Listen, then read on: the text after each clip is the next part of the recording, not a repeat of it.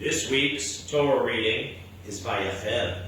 Vayakhel means summons, as Moshe summons together the whole Jewish community and speaks to them. Most of this reading, though, is about the giving of materials and the building of the Mishkan. We were previously given God's commands for building the Mishkan, but this parsha tells of the actual giving as such by those who give, and the actual building as such by those who build. We are told here of how the people bring what is needed, and they are so generous to actually bring much more than is needed. And the skilled artisans give so wonderfully of their gifts as well for the creation of the tabernacle and its furnishings. We are blessed. We are so blessed. We are blessed because we have so many who give of that with which they are blessed. And we have so many who share of the skills with which they are blessed. And we, as a people, become that much more blessed because blessings bring blessings. Those who bring forth for the good, those who bring forth for God, benefit us all. Those who work against us, though, they can hurt us for now, but in the end, they will have hurt themselves and their descendants that much more. Those who expect their blessings to be more for themselves will ultimately have them and their families not be so blessed. But again, here, at this time in the Torah, we are so blessed. Those blessed with that which to give come forward and give so generously. And so bless us all with their blessings. And those blessed with the skills to share come forward and share so generously. And so bless us all with their blessings. Those who have the resources to give are to give the resources needed. And those who have the skills are to give the skills needed. Services are given by those who can and so well choose. And things are given by those who can and so well choose. That which is given is best given from the heart. And that which is created is best created from the heart. We each have something important to give. We are not, though, to be forced to give. Rather, we are to genuinely give. What we give is to come from our hearts. And here, the people do come forward so generously with and from their hearts. And more is given than is even needed. What a blessing it truly is when we choose from our hearts to share our blessings. That with which we are blessed, though, is not really ours anyway. It is on loan to us from God, and it is to exist for a greater purpose. And in that vein, first and foremost, though, in this parsha, when Moshe summons the people together, that which he first and foremost reminds the people is of the great importance of Shabbat. We have been, and it seems need to be, repeatedly instructed to shamor Shabbat and to zachor Shabbat. Both verbs, two verbs, as two Shabbat candles and as two chalot. Two. Both are important here. We are to shamor v'zachor. We are to observe and remember Shabbat. As was so poignantly put by poet Asher Ginsburg, more than Jews have kept the Sabbath has kept the Jews. Let us ponder here the importance of Shabbat. God completed his creation of the world with Shabbat. and we are to so remember.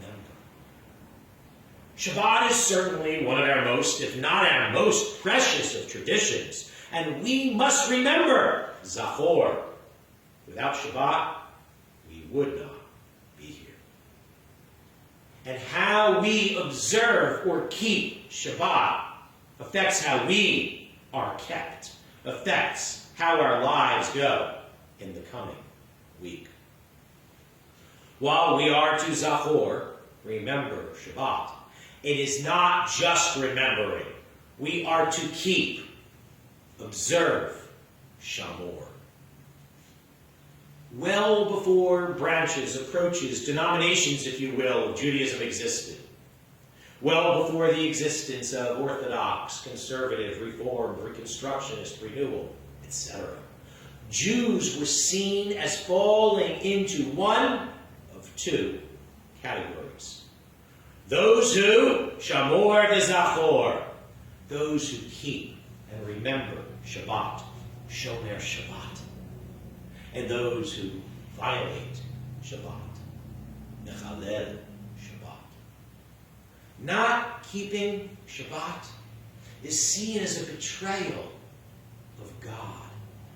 Shabbat is such a precious gift that God has given us.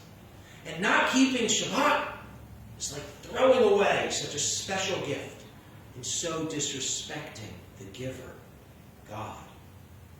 Shabbat is so important that not only is it in the Ten Commandments, but it may be seen as being mentioned, commanded in the Torah more times than any other such commandment.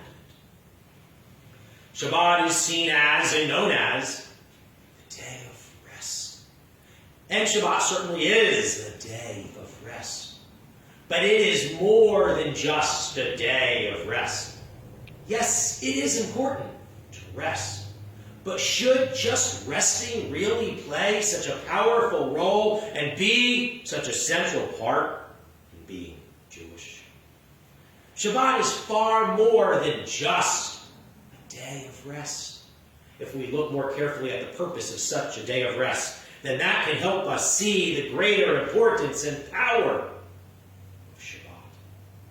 The purpose of such a day of rest is for us to rest, to put away, to not focus on our regular responsibilities of each day throughout the week. The purpose is for us to rest, to regenerate, to better be able to refocus ourselves. The purpose is to focus more fully on Torah and on God. It is to be an especially holy day each week. Of course, we should focus on Torah and on God every single day. But on most days of our daily existence, we also need to focus on the various aspects of our daily existence. On Shabbat, however, we rest from those responsibilities and we focus more fully on Torah and on God. We are to spend Shabbat not just resting from other things, but we are to be focusing on Torah and on God. We are to be reconnecting, more deeply connecting with God. Just as each night we have our slumber, as we need to regenerate our bodies. Each week we have our Shabbat to regenerate our souls. Shabbat is to be unlike, it is to be beyond the other days of our lives. Even when we were provided the manna in the desert, we were provided it for 6 days. But on the 7th, even in the wilderness, Shabbat was to be observed and remembered. The 2 chalot we traditionally have on Friday nights represent the double portion of manna that fell in the desert each week before Shabbat. We are to always Shamor v'Zachor, observe and remember Shabbat. While not all Jews keep Shabbat,